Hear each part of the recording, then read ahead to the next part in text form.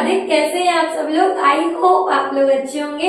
आज की इस क्लास में हम लोग हमारा न्यू टॉपिक स्टार्ट करें। So my name is Nikita Sharma and today we are going to discussing about the poem that is hope is the thing with feathers. ठीक है, जो कि किसने लिखा है? एमिली डिकिंसन ने लिखा है, जिनका पूरा नाम है एमिली एलिजाबेथ डिकिंसन। ठीक है, जो कि एक अमेरिकन पोएट है और ये जितनी भी पोएम्स लिखती है ये कोई भी उसका रूल नहीं होता, ये न्यू न्यू एक्सपेरिमेंट के साथ में अपनी पोएम को फॉर्म करती है।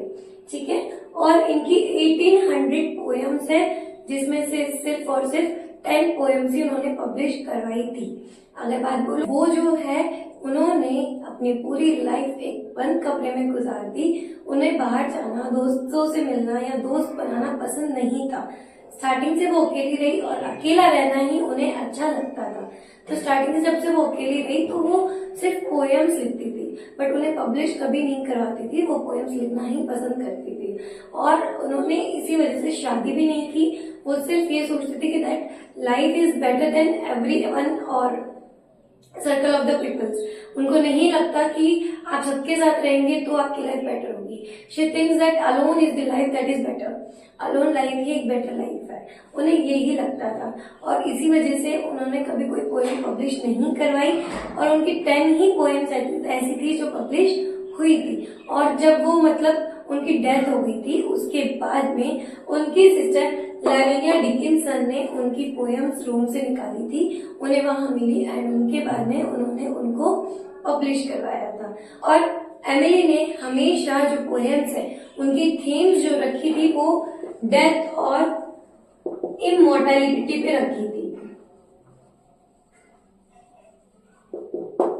ओके, और ये यहाँ पर डेथ और इमॉर्टैलिटी के लिए बोलती थी। और दूसरी चीज, इनकी जितनी पोएम्स थी वो बहुत छोटी हुआ करती थी लेकिन बहुत ही मीनिंगफुल हुआ करती थी। तो इस पोएम को भी हम पढ़ेंगे और मैं बहुत ही इजी कॉन्सेप्ट में आपको समझाऊंगी तो आपको समझ में आ जाएगा। और ये जितनी भी पोएम्स लिखती थी वो लिरिकल पोएम्स होती थी। तो अभी आगे चलते हैं और इनके बारे में डिटेल में पढ़ लेते हैं। ये पोएम 12 लाइन्स में डिवाइडेड है, दैट इज 3 क्वार्टरन्स, रिटन इन 1861। और इसको एग्जाम्पल बर्ड के एग्जाम्पल पे डिफाइन किया गया है। और इस पोएम का कॉन्सेप्ट एब्स्ट्रैक्ट कॉन्सेप्ट है। पोएम में इमेजिनरी और फिगरेटिव लैंग्वेज है। इन्होंने बहुत ही सिंपल और लिरिकल पोएम्स लिखी है जिसमें कोई भी रूल्स एंड रेगुलेशंस नहीं होते। इन्होंने सिर्फ अपने ही एक्सपीरियंस के बिहाफ पे पोएम्स को बनाया है। लेट्स हम लोग कंटिन्यू करते हैं हमारे पोएम की तरफ। हमारे पोएम का नाम है hope is the thing with feathers, that is written by Emily Dickinson.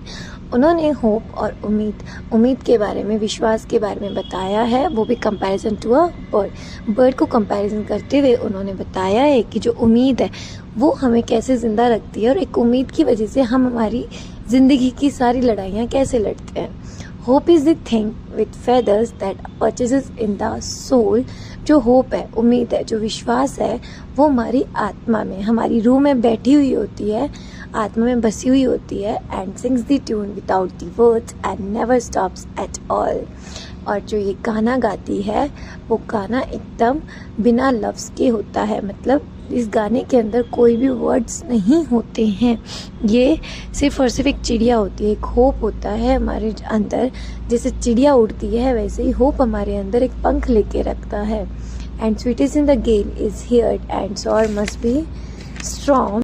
पंख होते हैं और जैसे चिड़िया पेड़ पर बैठती है वैसे होप हमारे अंदर होता है, जो हमेशा हर चीज़ के लिए रेडी रहता है। ठीक है, अभी अगर हम बात करें होप की, तो होप का एक गाना होता है और वो गाना कभी बंद नहीं होता, चाहे कुछ भी हो जाए।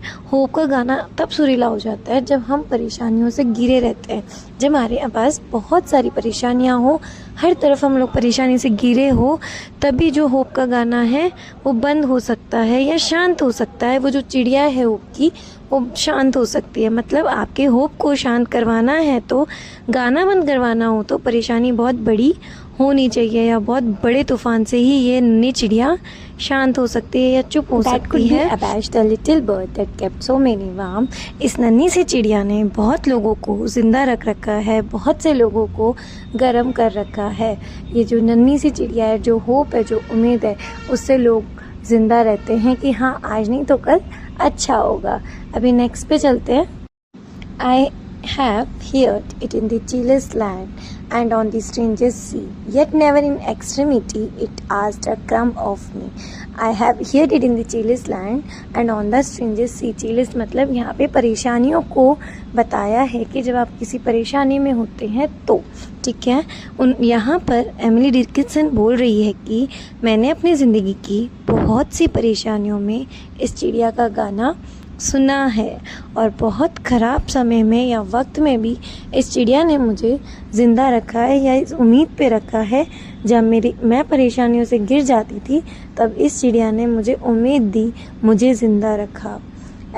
Yet never in extremity it asked a crumb of me.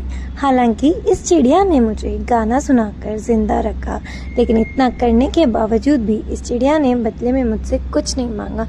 जो उम्मीद की चिड़िया है वो सिर्फ और सिर्फ हमें एक उम्मीद देती है कि हर चीज़ें ठीक हो सकती है, लेकिन बदले में वो हमसे कुछ भी नहीं लेती। मेरे लिए तो इसने बहुत कुछ कर दिया।